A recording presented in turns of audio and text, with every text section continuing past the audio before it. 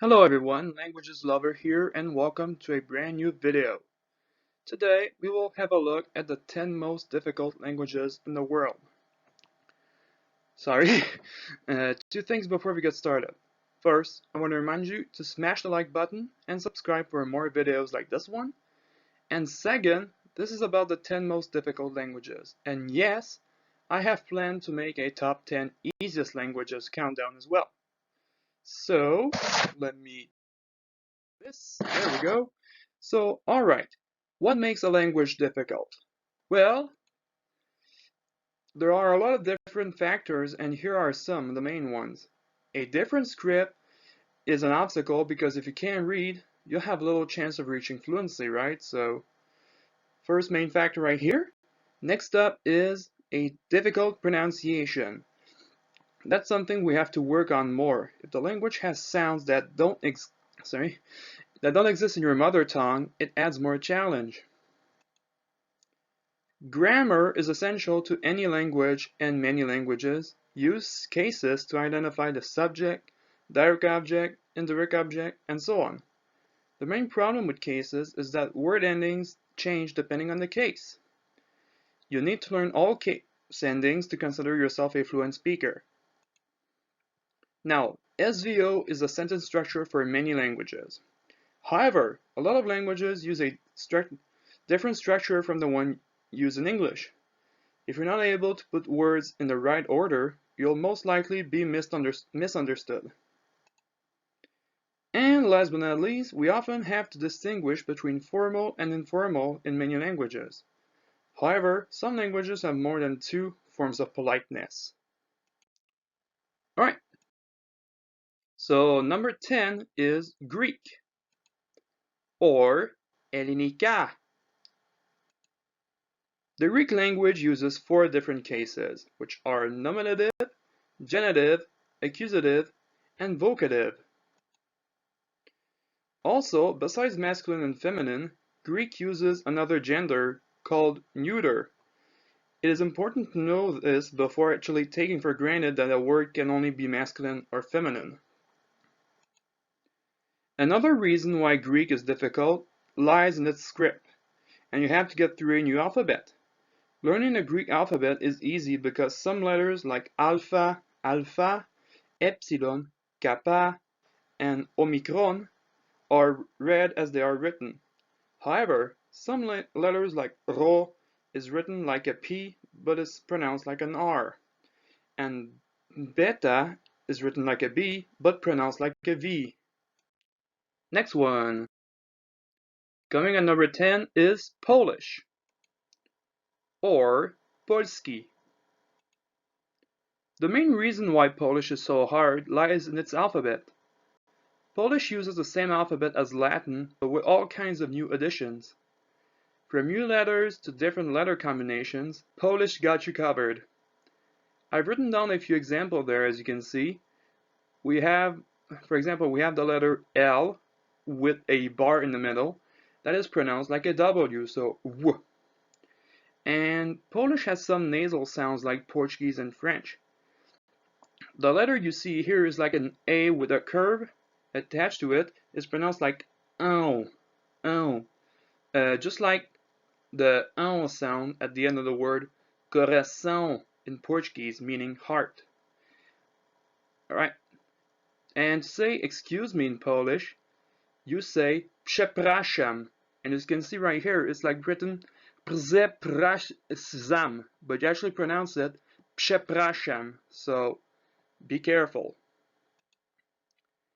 And Polish also has 7 cases, which are nominative, genitive, dative, accusative, instrumental, locative, and vocative. Coming at number 8 is Hindi, or Hindi. Same thing. But anyways, first off, Hindi uses cases and has 3 cases, which are direct, oblique, and vocative.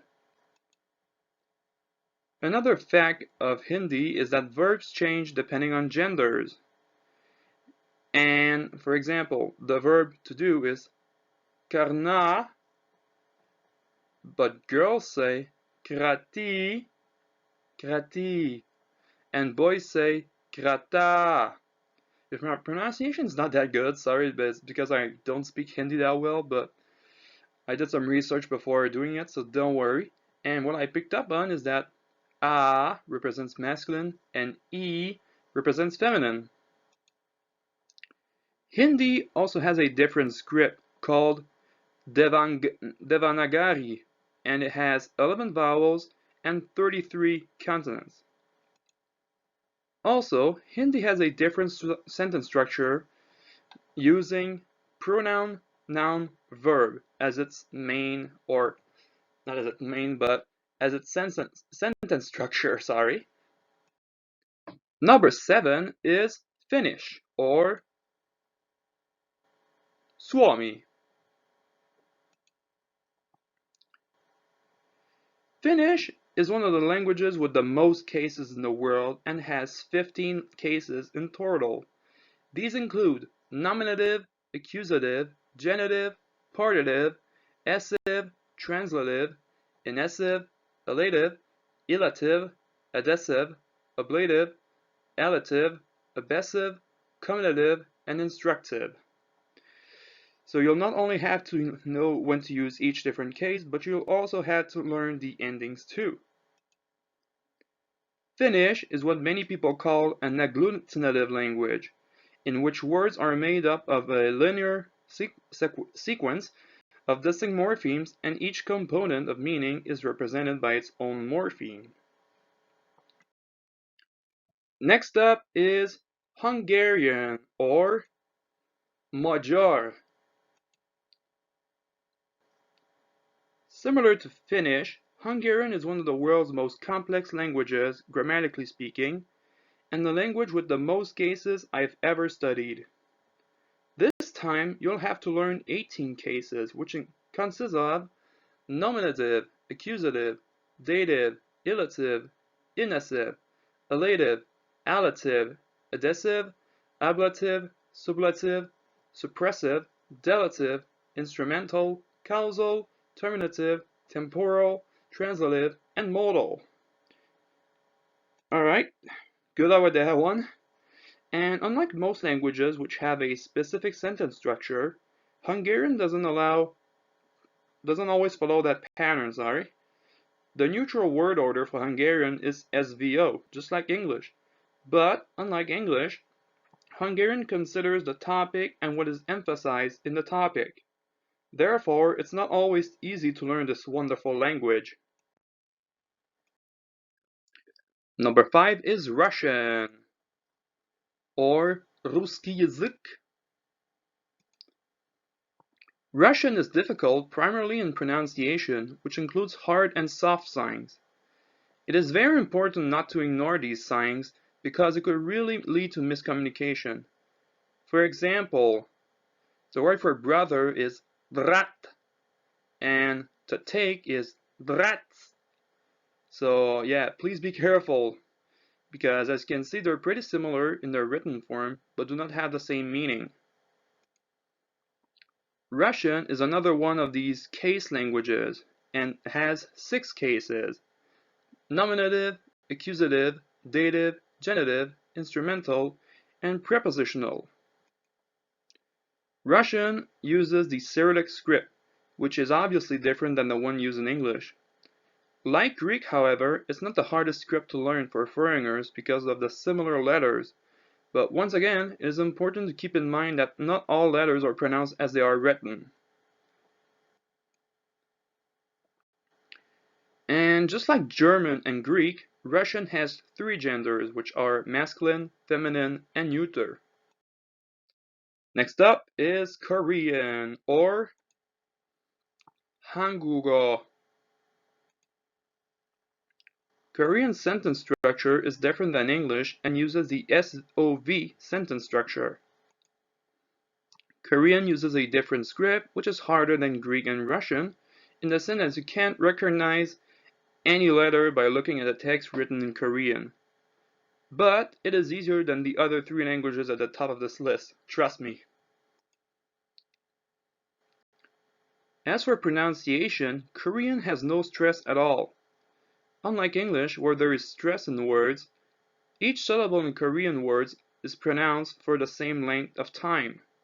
You may think that avoiding stress is easy, but when you speak a language or languages that require stress, you'll need to get used to this no stress rule. Coming in at number 3 is Japanese, or Nihongo. As many of you may already know, Japanese writing system is made of characters, just like Chinese. The problem with Japanese, however, is that it doesn't only use one system of characters. Instead, it uses 3 different types of writing: hiragana, katakana, and kanji. When you thought it was difficult to learn one alphabet, imagine 3. Just like Korean, Japanese uses the SOV sentence structure to form its sentences. Now, in case you didn't guess which language I was talking about when I said different levels of politeness, I was referring to Japanese. You need to be careful when using these because it could be weird and disrespectful if you don't use the right one. Alright, last 2 languages are Mandarin Chinese, or 中文. There are 2 main reasons why Mandarin is considered by many to be one of the most difficult languages on the planet, and these include the fact that Chinese uses 4 tones and a neutral tone to differentiate the meaning of words. Similar to the soft and hard signs in Russian, if you mispronounce the tones, you'll be misunderstood. Another element of Chinese most people know, even non-language geeks, is the characters. There are a buttload of characters to memorize, and altogether, there are roughly 80,000 characters. You better start now if you want to speak this language, the language with the most native speakers on the planet. And now, it's time for the most difficult language out there. The king, the one, the only. I give you Arabic, or Al-Arabiya. First off, Arabic is written from right to left and not left to right. So please get used to it because you won't understand what you're reading. Another obvious reason why Arabic is so complex is that there are many different dialects of it. And if we compare it to like American English, British English, Canadian French, European French, Latin American Spanish, Spanish from Spain, Brazilian Portuguese, and European Portuguese, these people can actually understand each other, even if it's not the same dialect. Arabic, on the other hand, has so many dialects and it's hard to know which one you should learn in the first place, because if you learn to speak one fluently, there's a good chance that your first time speaking with a native speaker will have him misunderstanding your Arabic. Arabic has 3 cases, which are nominative, accusative, and genitive. The Arabic sentence structure is verb, subject, object. The Arabic alphabet is formed of few letters compared to Chinese, but the problem arises when you discover that these letters have 4 different ways of being written in a word depending on their location.